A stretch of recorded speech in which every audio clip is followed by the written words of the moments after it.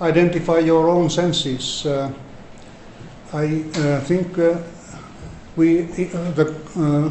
current urban and technological life dulls the senses, but I grew up on a farm during the war years, and I lived with animals, so you sensitize your relationship with the world in those conditions. And I have simply continued that way of, approaching the world.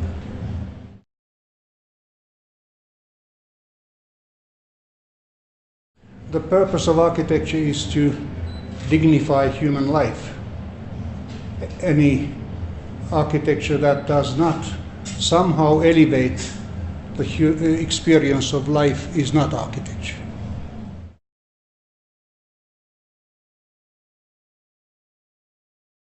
It's a bigger city than I expected. I still haven't seen much of the old town, but what I have seen is exceptionally beautiful and exciting.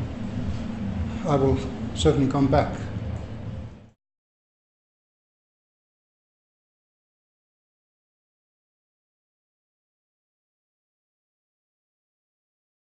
I would advise students to explore the world, and when you become curious, eyes are not enough to satisfy that curiosity. You need all your senses. Architecture, according to some researchers, originally was designed for acoustic purposes rather than visual purposes.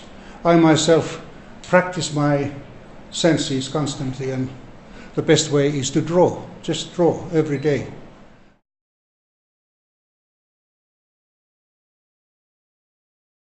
I have lately began to use the notion empathic imagination, which I have suggested as a polar notion to geometric imagination.